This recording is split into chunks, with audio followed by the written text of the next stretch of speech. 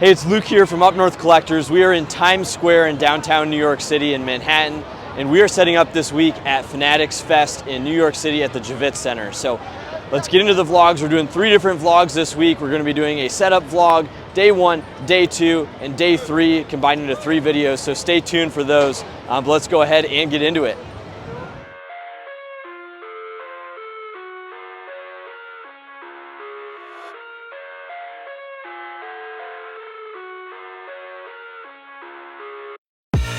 I live inside my own world of make-believe. Kids scream.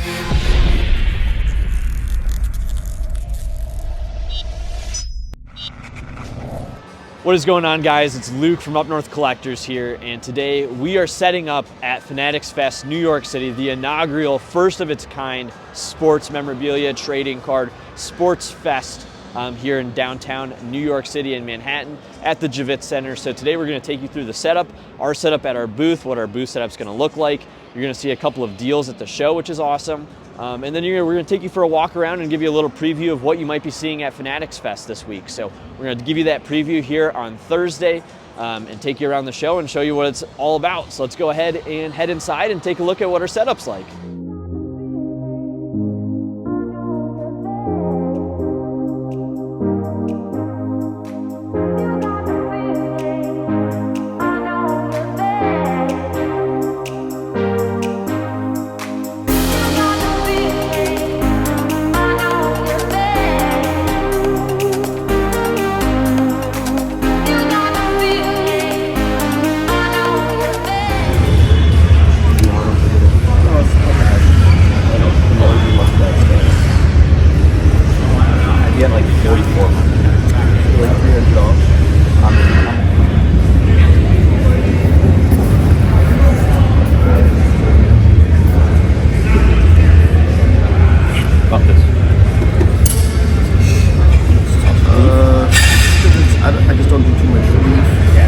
I do repacks and don't get mad if I do. Yeah, totally. Yeah.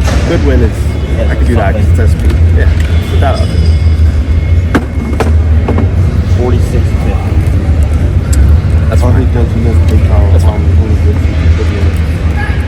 Okay, that's fine. That's fine. Thanks, man. Sure. Appreciate it. Have this one. Got this.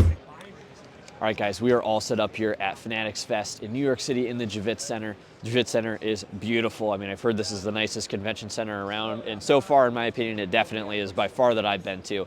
Great setup here for all of the dealers. We're in this dealer section. We're going to walk you around the show and kind of explain how things are being set up here. But this is our setup. We are at booth 3040. 3040 is our booth number.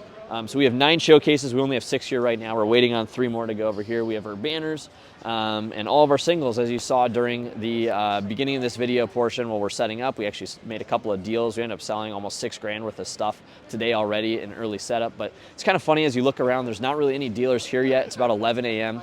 And maybe 10% of dealers are set up or setting up, and that's it. And the rest of the guys aren't even here yet. So a little different than what I expected coming in, but a good start to the day. Now we're going to take you for a walk around and show you what the show floor is like.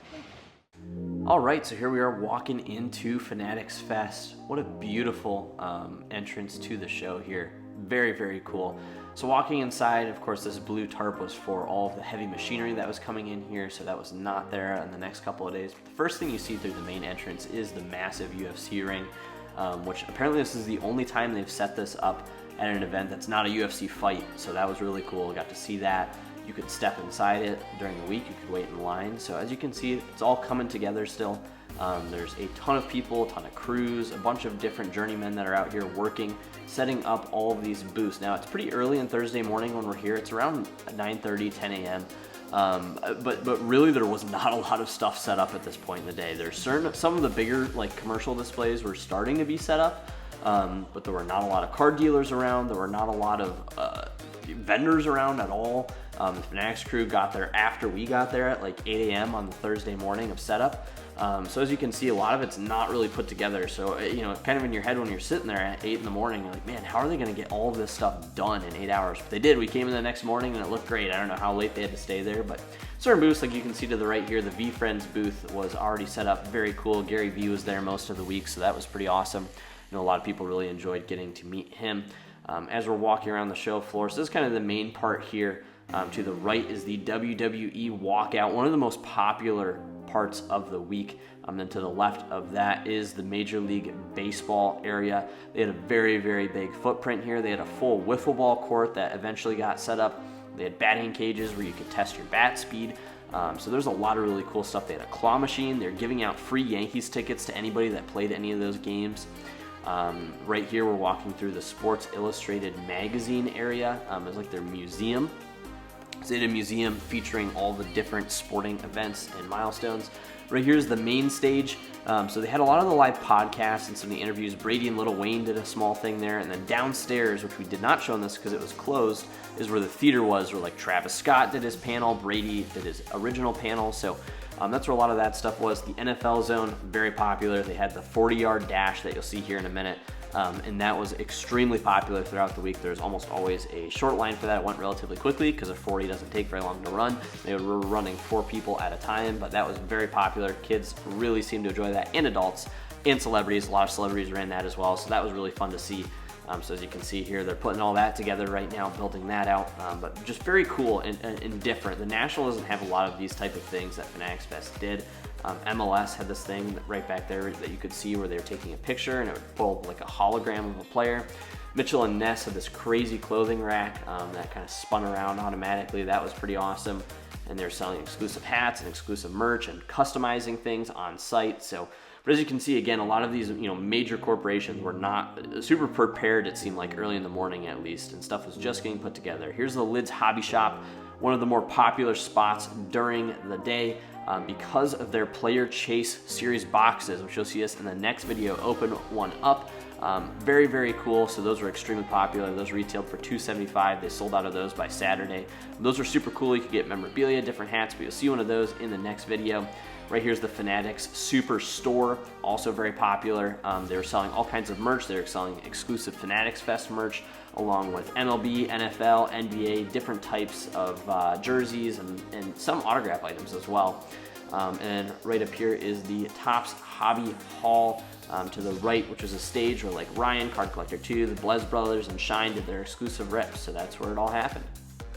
All right, guys, that's an early look here at Fanatics Fest in New York City.